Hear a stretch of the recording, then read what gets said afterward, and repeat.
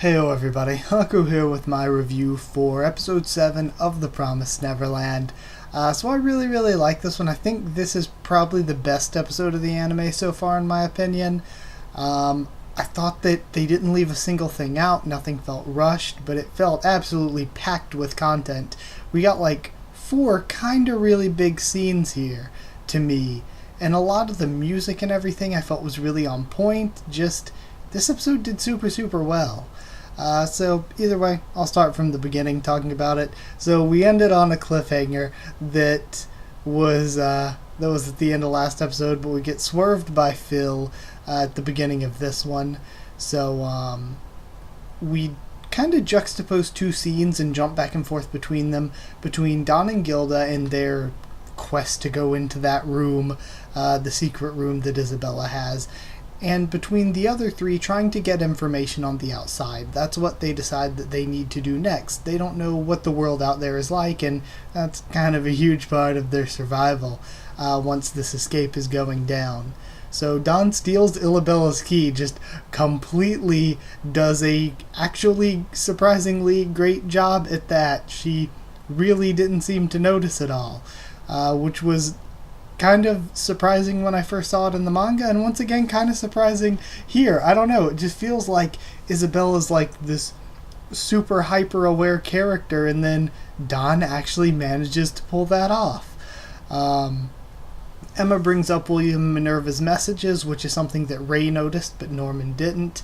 And in all of these books there are the tags of the previous owner, William Minerva, and the owl crest is different in each one because he left behind Morse code messages trying to tell them that it's a farm and there are monsters and all of that. It's kind of vague and out of context though, so if the kids randomly found that but didn't know the secret, which seems to be the potential case, I don't know if they would have necessarily put it all together that well. Don and Gilda end up successfully sneaking into the room though, and they find, and specifically Don here I guess, this is a big important episode for his growth as a character, finds the possessions of the children who have left, who've been given away, who they thought were given away to bad people, which confirms it for them. But they kind of see that, or Don puts together that it's probably more than that. It probably goes a bit farther than that. From beyond there, when they're looking at the books, 2 of them stand out. One of them, Emma didn't understand, said promise in its Morse code, and the other didn't have any whatsoever. So those 2 stuck out as being special. Also, we get it brought up here, and I brought it up in reviews of previous episodes because they mentioned it offhand without really having it explained, but it was finally explained here.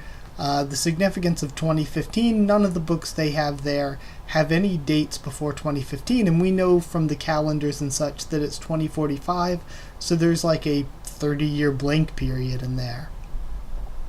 Don then kind of sort of works out that they're hiding things. They're hiding things from Don and Gilda, and that's not cool, especially since we know Crone before had told Gilda, if you think Emma's lying to you, come see me. But we learn, I got chills at this scene. I thought this scene was really good, where Emma mentions that, oh, I didn't figure out the Morse code thing, Phil figured it out and showed me. The chills. Phil is like top character, so good. Then we have another one of the little kids. Eugene brings the key back to Isabella saying he found it. And again, her reaction shows that, yeah, she seemingly did not notice that it had been stolen whatsoever. Ray then chews out Don and Gilda for what they have done. And because of Don's pushing, they're forced to reveal the truth, which leads him to punching Norman and Ray, and it's just so good. Such a great scene. I loved it. All of that, I was just totally sucked into the show as it was going on. The next day, Emma tells Norman a plan of hers, but we as viewers don't get to hear it. Norman finds something when searching through Ray's belongings, but they purposefully obscure a bit of what it is, and of course I'm obviously not going to spoil it, but all of this that's going on is very key importance, as we can assume. So then Ray tells Isabella that Norman's trying to kill her because he's feeding her false information on why they're collecting the supplies they're collecting.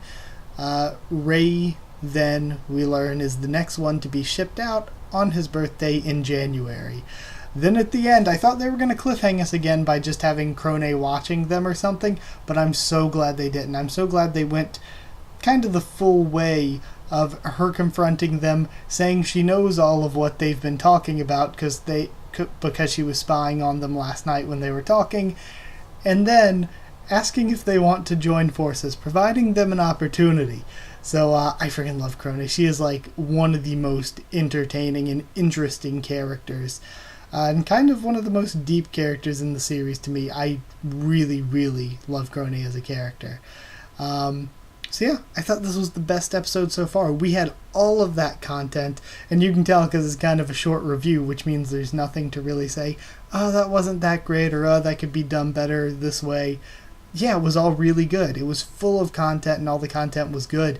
It didn't feel rushed, and it had this good feeling where a lot of the series, I feel like, has been kind of like, okay, whatever, just watching an episode, but it didn't really have that creepy horror-ish feeling. This episode, toward the beginning, had that creepy feeling. It was satisfying and emotional to watch, so I loved it. I'd give it 9.5 Stolen Keys out of 10. I thought it was the best episode so far.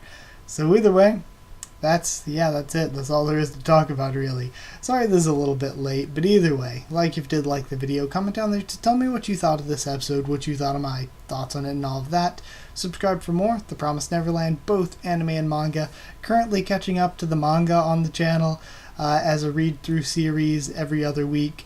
But I try my best, of course, not to put spoilers or anything in the thumbnails or the titles that would ruin anything for anime watchers. So yeah, I suppose that's it. I said like, comment, subscribe, follow on Twitter if you want. I'll try to keep you updated there and stuff for the channel. And if you want a link to our Discord server to talk to me or more of us on there about this or anything else, then just ask and I can give you a link to the server. That's it. Thank you once again for watching, and I'll see you all next time.